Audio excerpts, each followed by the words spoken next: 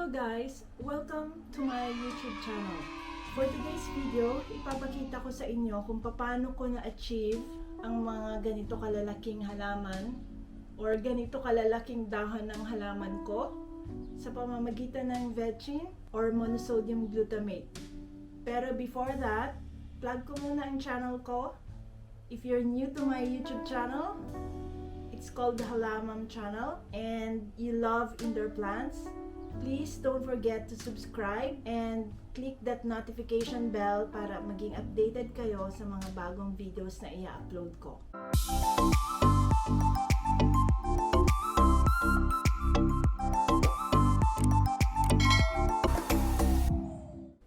1 or 2 months ago, may nabasa akong nag-post sa isang FB or Facebook group na gumamit daw siya ng vetching or monosodium glutamate sa halaman niya. At na-curious ako kung totoo nga ba itong vetching na to na pag nilagay mo sa halaman mo magiging healthy siya.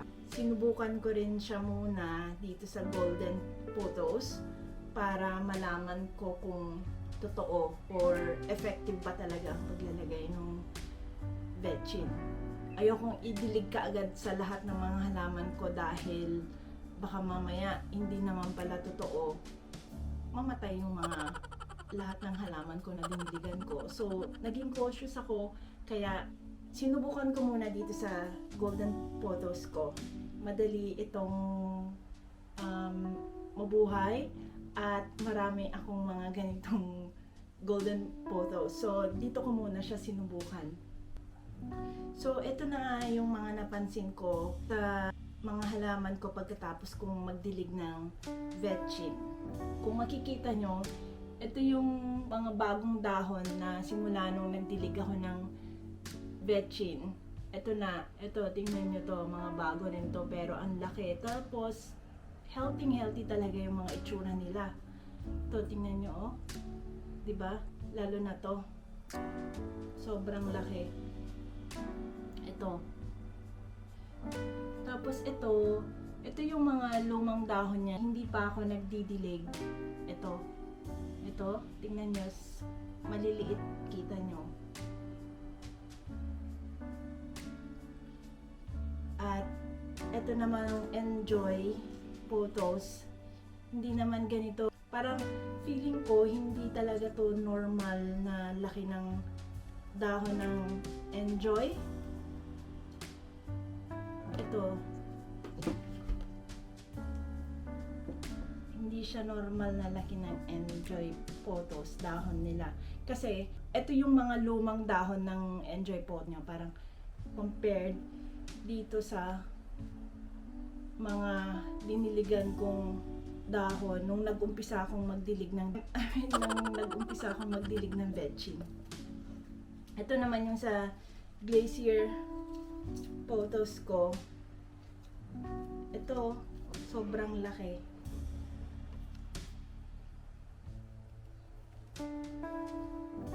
At ito yung sa Golden Photos. Tingnan nyo, oh. Malalaki din tong mga dahon niya. So, paano ba ang ginawa ko? Ano ang sukat na ginamit ko para sa pagdidilig ko ng vetching? Sa isang teaspoon ng vetching, dapat maglagay kayo ng 4 liters of water. So, ito yung timba na mayroong 8 liters na tubig. So, bali ang gagawin ko, 2 kutsarita or teaspoon dahil 8 litro to.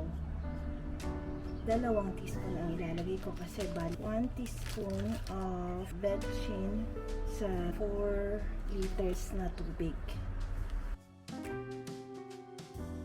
Haluin lang natin para ma-dissolve. Mas maganda siguro kung yung tubig na gagamitin nyo, i-prepare nyo na the night before. Like, kunyari, ngayon kayo magdidilig, last night, prepare nyo na yung tubig para kung merong chlorine yung tubig, parang mag-evaporate na siya or mawawala na siya at mas magandang gamitin yun dun sa halaman. So, ito na yung prepare ko kagabi. Tapos nilagay ko dito sa container. Tapos, ididilig ko na siya.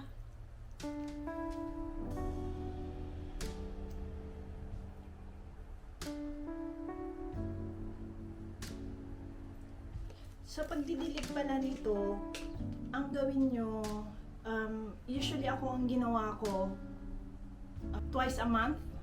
So, parang every 2 weeks. Parang yung normal na pag naglalagay kayo ng fertilizer. Huling dilig ko kasi nito, ang vetchin ha, 2 weeks ago pa.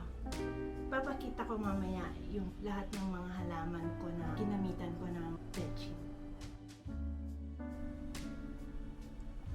So, ito na yung close-up ng golden pothos.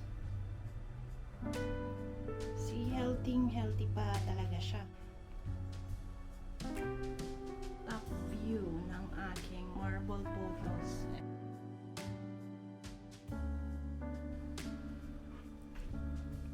Tapos, ito naman yung enjoy pothos ko.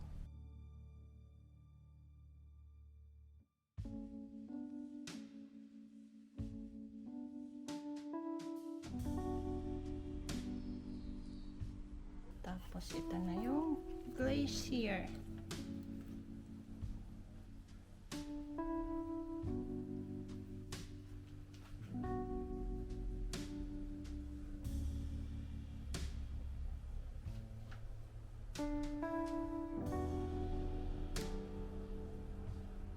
So dahil sa photos ko muna siya sinubukan, kaya ito lang muna yung mga ipapakita ko sa inyo.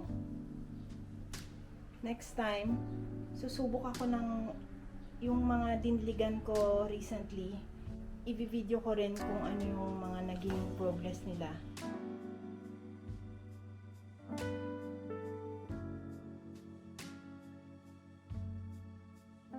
So ano ba ang meron ang monosodium glutamate or vetchin? Bakit ginagamit ito na fertilizer sa halaman? So ang monosodium glutamate, meron itong high level of nitrogen, phosphorus, at potassium. Yung nitrogen, ito yung tumutulong sa paggawa ng pagkain ng halaman or ang tinatawag ng photosynthesis. Ang phosphorus naman, or ito naman ay para sa root growth or para sa kalusugan ng mga ugat ng halaman.